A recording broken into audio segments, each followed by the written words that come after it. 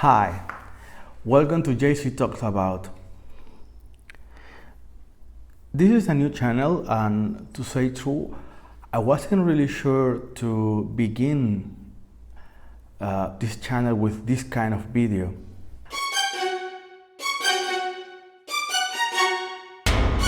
To say true, I wasn't really sure to begin this channel with this kind of video. But seeing the situation we are in right now with the pandemic, I don't know, I decided I wanted to say something about it. I'm not coming to tell you about, the cure or how to deal with it, because we have the World Health Organization dealing with it on a medical level.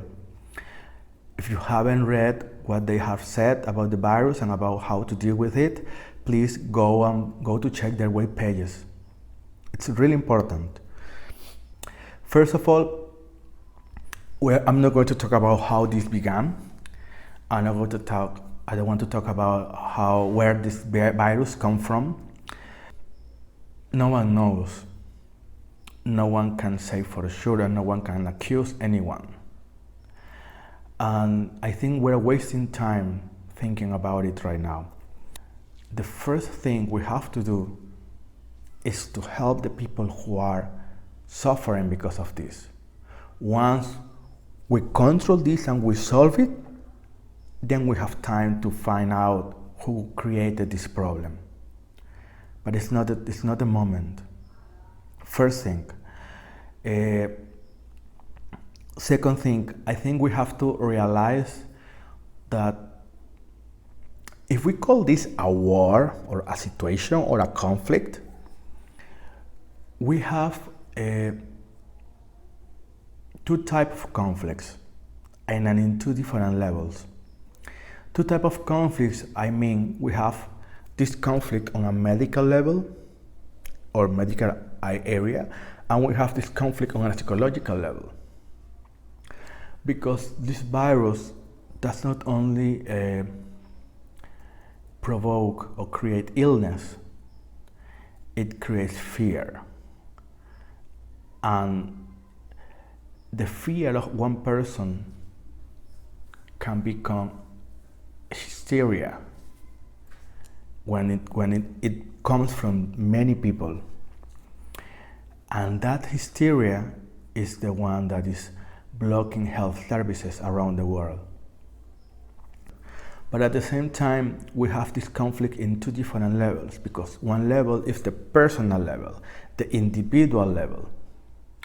What and how each and every one of us faces this, deal with this, protect himself, treat himself, and how countries, cities, societies are dealing with it as a whole, as a group. And I think that's one of the main problems we're having right now. Governments are trying to deal with this on a massive level, imposing rules and stuff, but we have forgotten the extra effort to try to make each and every one person understand how it works and how their actions affect the groupal outcome we have while we fight this. If one person learns how to deal with it properly, this person can help 2 or 3 other people to learn how to deal with it, with the fear and with the illness if it is the case, and how someone can protect himself. And these 3 people will help other people. And when the more people who learn and who knows how to deal with it and protect themselves, are those people preventing our health systems to crash. Two aspects of this conflict, the medical one and the psychological one. For the medical one, I'm not going to talk about it because we have the World Health Organization, as I said before, please go check their pages, go check their information. And about the psychological one, you cannot rely only on governments to face this or to fight for this. You have to understand that this conflict or this war or situation, you have to fight it for yourself. Government is not able to stop you from being infected, but you are. That's the main point of everything.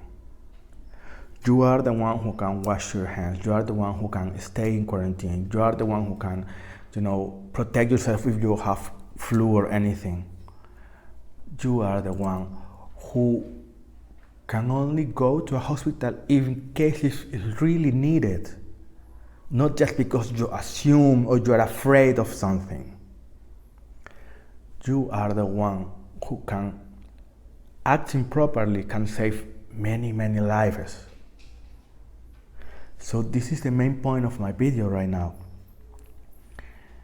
I think we are failing in a way that we haven't been able to make people understand the individual impact we have in this pandemic.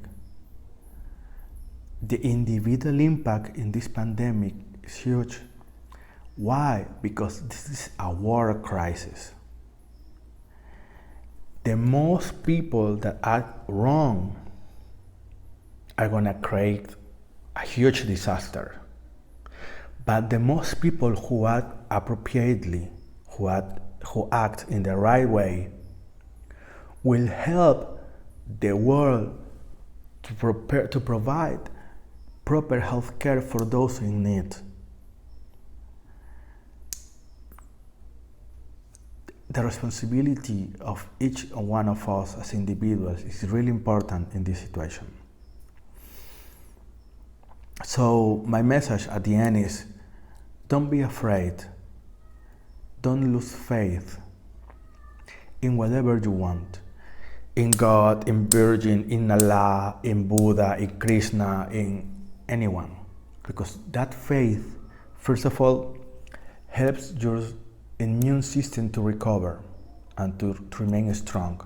Second of all, that faith gives you motivation to look after yourself and to protect yourself, therefore protecting others and helping others who really need attention. And don't lose control. Don't let the fear, psychological fear, gain you. Most of the time, psychological fear is based on assumptions. It's based on ideas that are not really true. This is not the worst pandemic we have faced. This is not the deadliest pandemic we have faced. This is one of the most infectious, yes. But, it's easy to be infected, but at the same time, it's very easy to protect yourself. Take that and protect yourself. Don't lose control. Don't let the fear gain you. And if you are a father, please help your kids to understand. That's something governments cannot do. First, protect yourself. And then once you know you are protected, you understand how this virus works, you understand how to look after yourself, help to spread the right information and the right attitude to others and help them to deal with this in the right way. Please, those of us that deal with this with the right way, we are really open spaces for those who really need medical attention to be able to get it as soon as they need it.